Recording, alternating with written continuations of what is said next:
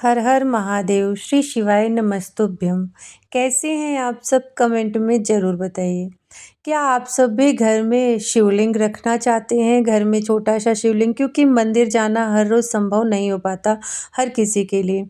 तो आइए आज मैं यही वीडियो के माध्यम से आप लोगों के साथ में साझा करती हूँ कि घर में अगर हम शिवलिंग रखते हैं तो कैसे उनकी स्थापना करें, कब रखें। और पता है शिवरात्रि आ रहा है 15 फरवरी को, तो उससे पहले आप सब यह वीडियो देख लें। और बहुत अच्छा अवसर है शिवरात्रि पर घर में शिवलिंग की स्थापना करना।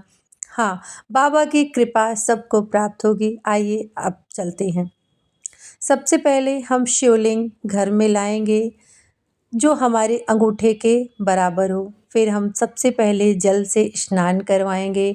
जलम स्नानम समर्पयामि। अगर आपको कोई और मंत्र नहीं है पता तो आप बस ऐसे ही कह के नहला दीजिए। फिर दही से स्नान कराएंगे। दधि स्नानम समर्पयामि।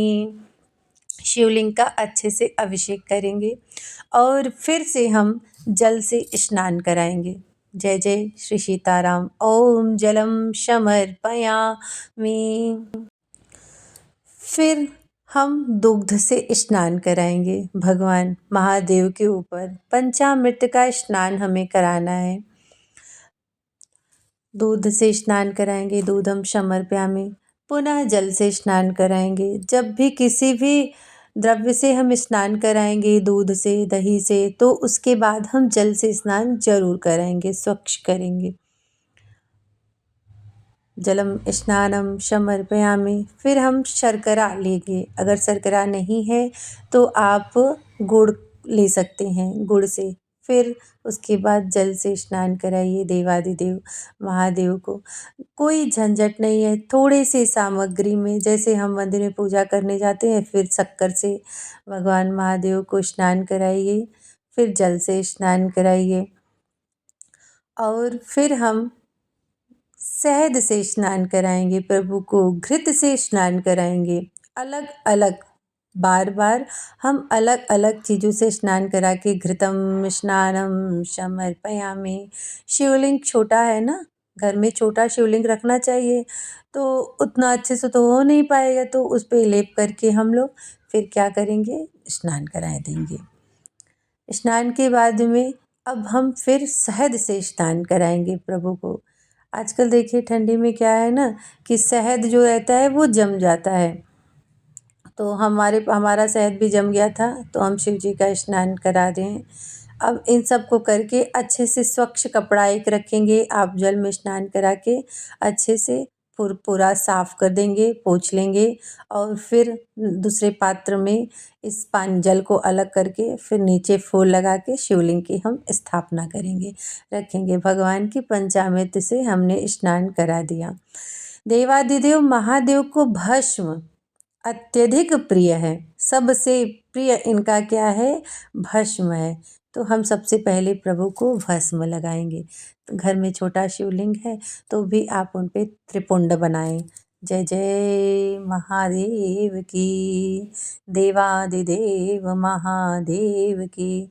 फिर जिस तरीके से त्रिपुंड बनाया जाता है अपने से सजाकर आप करिएगा। मैं अगला फ़ोटो डालूँगी तो फिर मैं वीडियो डालूँगी तो मैं बताऊँगी कैसे श्रृंगार करते हैं। अभी तो हमने छोटा वीडियो बनाया है श्रृंगार के माध्यम से, तो आप लोग देख लीजिएगा।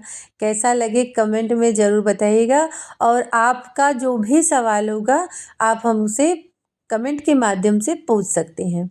पूजा से जुड़ी कोई भी समस्या हो, आपके साथ में कोई प्रश्न हो, कोई दुविधा हो, तो कमेंट में आप हमसे पूछ सकते हैं। हम पीला चंदन देवादिदेव महादेव को लगाएंगे। पीला चंदन, सुगंधित चंदन आता है ना, तो वही पीला चंदन हम प्रभु के ऊपर लगाएंगे। वीडियो बना रहे थे, ज़्यादा वीडियो बड़ा ना हो इसलिए हमने थोड़ा उसको जल्दी जल्दी करने का प्रयास किया है। जब श्रृंगार करेंगे ना कैसे, तो हम वो वीडियो ज़रूर डालेंगे, आप सब देखिएगा। लाल चंदन का हम करेंगे। वासुकी नाग पर भी हम चंदन लगा देंगे। पुनः प्रभु पर हम पुष्प से सजावट करेंगे। प्रभु को गुलाब के फूल बहुत प्रिय हैं। लगाकर हम रखने का प्रयास कर रहे हैं पर हो नहीं पा रहा है। तो हमने उसको छोटे छोटे टुकड़े में करके छोटे छोटे पंखुड़ियों को अलग करके प्लेट में ही सजा दिया है।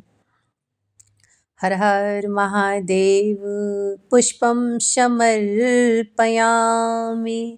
फिर हम भगवान के ऊपर श्वेत पुष्प, गेंदे का फूल, जो भी आपके पास में हो। देखिए हमने क्या किया ना, माचिस के माध्यम से इस फूल को भगवान के ऊपर रखने का प्रयास किया, क्योंकि कहते हैं ना कि शिवलिंग को खाली नहीं रखना चाहिए।